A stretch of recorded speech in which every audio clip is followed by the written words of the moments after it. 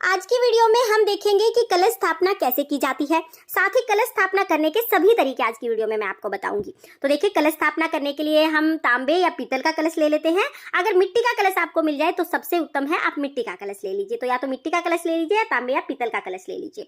तो हमें एक कलश ले लेना है। उसके बाद हमें सबसे पहले क्या करना है, कलश को मोली बांधनी है। तो कलश को हमें ऐसे खाली नहीं छोड़ना होता, कलश के कंठ पर हम मोली बांध देते हैं। मोली को कलावा भी बोला जाता है या आप इसको मोली बोल सकते हैं। तो देखिए, इस तरह से हम जो कलश है उसके कंठ पर मोली बांध देंगे। मोली बांधने के बाद हम कलश में सबसे पहले गंगाजल डालेंगे। तो यहाँ पर देखिए, थोड़ा सा हमें पहले गंगाजल कलश में डालना है और गंगाजल डालने के बाद हम कलश को कंठ तक शुद्ध जल से भर लेंगे। तो देखिए, यहाँ पर हमने कलश को कंठ तक भर लिया है। इसके बाद हम कलश में कुछ चीजें डालते हैं। तो देखिए, हम हल्दी की गांठ डालेंगे। आपके पास सूखी हल्दी की गांठ है तो आप ले लीजिए, नहीं तो आप हल्दी पाउडर भी ले सकते हैं। उसके बाद हमें एक सुपारी लेनी है और कलश में हम एक सुपारी डाल देंगे। साथ ही हम एक सिक्का डालेंगे। तो आप नॉर्मल सिक्का ले सकते हैं या चांदी का सिक्का भी ले सकते हैं। उसके साथ ही हम चावल डाल देंगे और थोड़े से फूल डाल देंगे। तो ये पांचों चीजें हमें कलश में डालनी है। आप चाहें तो आप लौंग और इलायची भी डाल सकते हैं, लेकिन ये 5 चीजें जरूरी होती हैं। उसके बाद हमें पंच पल्लव लेने हैं, यानी हमें आम के 5 पत्ते कम से कम जरूर लेने हैं। आप 5 ले सकते हैं, 7 ले सकते हैं, 9 ले सकते हैं। तो यहाँ पर हमने पत्ते ले लिए हैं। पत्तों को तिलक कर लेंगे और हम कलश में सजा लेंगे। अगर आपको आम के पत्तों की टहनी मिल जाती है तो टहनी ले लीजिए, पत्ते मिल जाते हैं तो पत्ते ले लीजिए। उसके बाद हमें कलश पर रखने के लिए नारियल चाहिए होगा। तो आप पानी वाला नारियल लें, बजा के देख लें, पानी बजना चाहिए उसमें। और नारियल के ऊपर हम मोली या कलावा जो हम बोलते हैं इसको लपेट देंगे।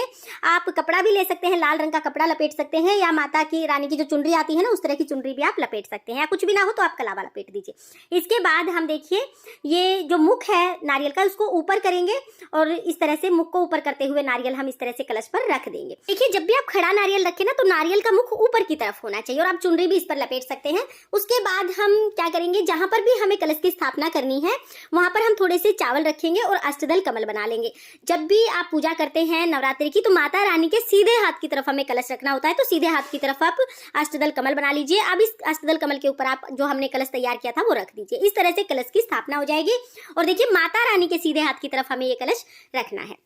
इसके साथ ही देखिए, अगर आप इस तरह से कलश पर नारियल नहीं रखना चाहते हैं तो फिर आप कलश पर एक ढक्कन लगा दीजिए। उस ढक्कन को आप चावल से भर दीजिए, यानी चावल इसके ऊपर हमें रखने हैं। इसे पूर्ण पात्र बोला जाता है। तो पूर्ण पात्र आप रखिए। उसके ऊपर हम जो नारियल हमने लिया है वो रखेंगे। तो नारियल का मुख हम हमारी तरफ करेंगे, जो पूजा करने वाला है उसकी तरफ हम नारियल का मुख करेंगे। तो इस तरह से भी कलश पर नारियल रखा जाता है।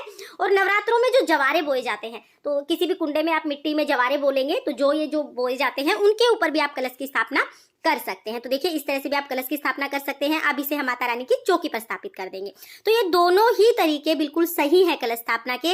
आप चाहें तो आप अष्टदल कमल बनाकर कलश स्थापना कर सकते हैं। आप चाहे तो जवारे के ऊपर आप कलश को रख सकते हैं। आप चाहें तो आप नारियल को खड़ा रख सकते हैं या लिटा कर रख सकते हैं। ये ध्यान रखना है कि जब कलश की स्थापना होगी ना तो माता रानी के सीधे हाथ की तरफ ही हमें कलश की स्थापना करनी है। माता रानी का राइट हैंड होगा और हमारा लेफ्ट हैंड होगा। हम जब बैठे होंगे ना सामने तो हमारे लेफ्ट हैंड की तरफ कलश की स्थापना होगी।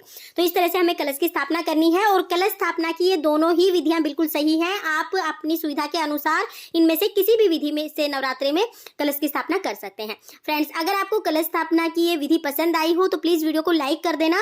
और हम महिलाएं अपने घर में तीज त्योहार कैसे मनाते हैं ये देखने के लिए मेरे चैनल को सब्सक्राइब कर लेना। तो फिर मिलते हैं किसी और वीडियो के साथ। तब तक के लिए जय माता दी, राधे राधे।